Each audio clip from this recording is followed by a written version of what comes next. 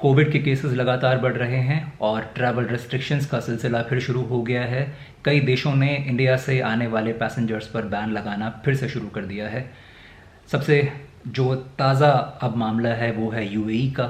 Sharjah, Dubai, Abu Dhabi अब आप नहीं जा सकेंगे, बैन लगने शुरू हो चुके हैं। UAE, Canada, Singapore, New Zealand, UK, Britain, ये सारे के सारे देश वो हैं जिन्होंने इंडिया के पैसेंजर्स पर बैन लगा दिया है।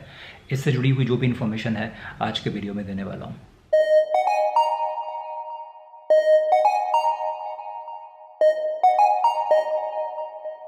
कुछ देर पहले पता चला कि यूएई ने भी अब बैन लगा दिया है इंडिया से आने वाले पैसेंजर्स पर।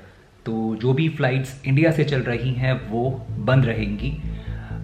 ये जो बैन शुरू होने वाला है फ़्लाइट्स का, ये करीब 10 दिनों के लिए होगा और ये 24 अप्रैल से शुरू हो जाएगा, यानी कल से। आज है फ्राइडे, आज है 23। तो आज और कल आप पहुंच सकते हैं अगर आपको दुबई, शारजा, अबू धाबी या यूएई में कहीं पर भी जाना है बाई फ्लाइट। हालांकि वहां से आने वाली जो फ़्लाइट्स इंडिया के लिए हैं, आप अगर वहां पर हैं इस वक्त तो आप यहाँ आ सकते हैं। वहाँ से डिपार्ट होने वाली फ़्लाइट्स पर ये बैन लागू नहीं है। सिर्फ वो फ़्लाइट्स जो इंडिया से वहाँ अराइव हो रही हैं, सिर्फ उनकी अराइवल पर बैन ये लागू रहेगा। अगले 10 दिनों के लिए एक्सटेंशन हो सकता है। इंडिया में अगर यही हालात चलते रहे तो एक्सटेंशन भी इसका हो सकता है। और अगर आप इंडिया से यूएई जा रहे हैं किसी और देश के थ्रू, तो भी आपको उस देश में कम से कम 14 दिन बिताने होंगे, 14 दिन से ज़्यादा बिताने होंगे। आरटीपीसीआर टेस्ट कराना होगा। अगर आप नेगेटिव हैं तभी आप यूएई पहुंच सकते हैं। यानी इंडिया से डायरेक्टली तो आप फ्लाई कर ही नहीं सकते हैं यूएई के लिए। अगर जाना है तो तरीका यही है कि किसी दूसरे देश जाइए, 14 दिन से ज़्यादा बिताइए, पीसीआर टेस्ट करिए, नेगेटिव आइए, उसके बाद आप वहाँ पहुँच सकते हैं। फिर आप यूएई में एंट्री कर सकते हैं। हालांकि जो ट्रैवल बैन है ये एप्लीकेबल नहीं है। यूएई के जो सिटीजन्स हैं, जो अगर इंडिया में हैं, इंडिया से जो फ़्लाइट्स जा रही हैं वहाँ, तो वो जा सकते हैं। और अगर आपने वहाँ का गोल्डन वीज़ा ले रखा है, जो लॉन्ग टर्म जो परमानेंट रेजिडेंसी है, अगर आप पीआर आपके पास में है, तो भी आपके ऊपर ये एप्लीकेबल नहीं है। डिप्लोमेटिक पासपोर्ट, जो ऑफिशियल डेलीगेशन अगर जा रहा है, प्राइवेट जेट से जो बिज़नेस पर्पज से जा रहे हैं, वो अभी भी अलाउड हैं। हालांकि इन लोगों को भी 10 दिन का क्वारंटीन करना पड़ेगा, आरटीपीसीआर टेस्ट कराना पड़ेगा पहुँचते ही। फिर उसके बाद 4थे दिन और फिर 8वें दिन जब ये नेगेटिव आएंगे तभी आप आइसोलेशन से बाहर निकल सकते हैं। अगर आप आज और कल में उड़ रहे हैं तो उससे पहले ज़रूरी है कि 48 आवर्स पहले, उड़ने से 48 आवर्स पहले जो 72 आवर्स होता था वो अब हो गया 48 घंटे। तो यानी 48 आवर्स पहले आपको आरटीपीसीआर टेस्ट कराना होगा आईसीएमआर से अप्रूव्ड लैब से।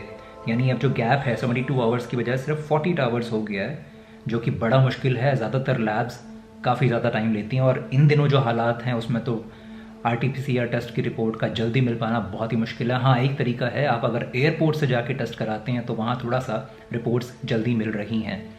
इन रिपोर्ट्स में भी ये लिखा हुआ है कि रिपोर्ट विथ क्यूआर कोड्स, उसमें क्यूआर कोड है ताकि जो अथॉरिटीज़ हैं उसको वो स्कैन करके वो रिपोर्ट कितनी ऑथेंटिक है ये पता कर सकें। तो ये था यूएई, जिसमें दुबई, शारजा, आबू धाबी भी आते हैं।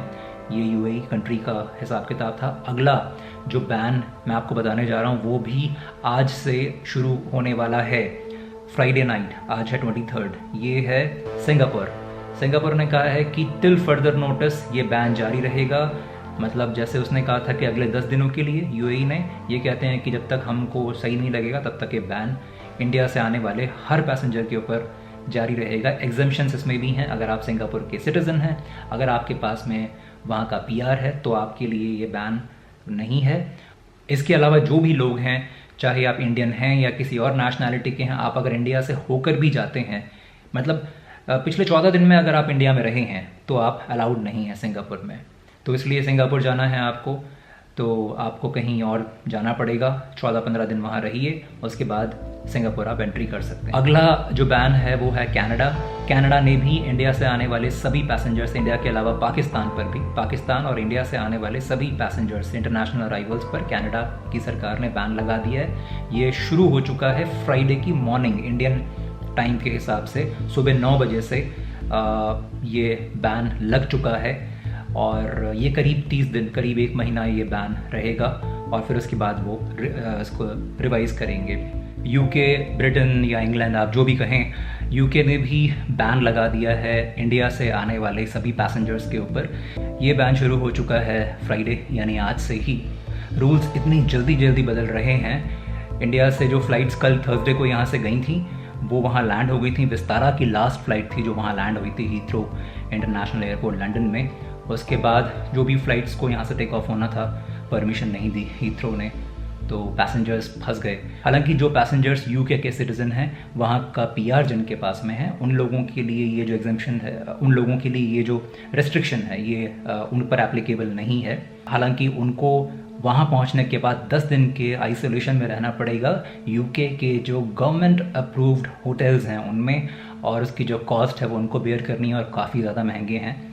मैंने देखा था 1750 ब्रिटिश पाउंड्स इसका खर्चा आएगा, जिसमें टेस्ट भी शामिल है, रहने का पूरा खर्च शामिल है एक आदमी का। ये कॉस्ट है करीब 1.25 लाख रुपए, 1.82 लाख रुपए है, जो कि काफ़ी ज़्यादा है। अगला जो इस कैटेगरी में है वो है हांगकांग। 20 अप्रैल से लग चुका है बैन इंडिया से आने वाले सभी पैसेंजर्स पर। 14 दिनों के लिए ये बैन रहेगा, पर जिस तरीके से हालात हैं इंडिया में, मुझे लगता है कि ये बैन आगे भी बढ़ेगा।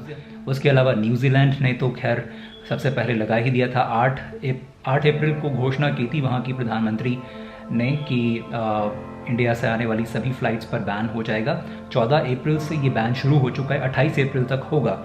आज है 23, 28 मतलब 5 दिन के बाद तक ये बैन रहेगा, लेकिन ये भी बढ़ने के पूरे चांसेस हैं। और ख़ास बात यह है कि इसमें न्यूजीलैंड के भी सिटीज़न शामिल हैं, यानी इंडिया से अगर न्यूजीलैंड के भी सिटीज़न फ्लाई कर रहे हैं तो उनके ऊपर भी ये रेस्ट्रिक्शंस रहेंगी। UAE, Singapore, UK, Canada, Hong Kong, New Zealand के बारे में मैंने आपको अभी इस वीडियो में बताया। तो अगर ये इन्फॉर्मेशन आपके काम की थी, आपके किसी जानकार के काम की हो सकती, तो प्लीज़ उसको शेयर ज़रूर करें आप। ऐसे ही किसी इन्फॉर्मेटिव वीडियो के साथ मैं अगली बार फिर से आऊँगा इसी चैनल पे। नाम इस चैनल का है टूरिस्ट हेल्पलाइन, सब्सक्राइब कर सकते हैं, यह नया चैनल है मेरा। इसको बनाने का मकसद सिर्फ ये था कि जब भी कोई नई इन्फॉर्मेशन जो बहुत ही आप में से ज़्यादातर लोगों को अफेक्ट कर सकती है, उनकी जानकारी के लिए इन्फॉर्मेशन दी जानी चाहिए। मेरे मेन चैनल पर मैं उसको नहीं दे पा रहा था, इस वजह से मैंने सोचा कि एक नया चैनल बनाया जाए, तो आप इसको सब्सक्राइब कर सकते हैं। बस फिलहाल के लिए इतना ही।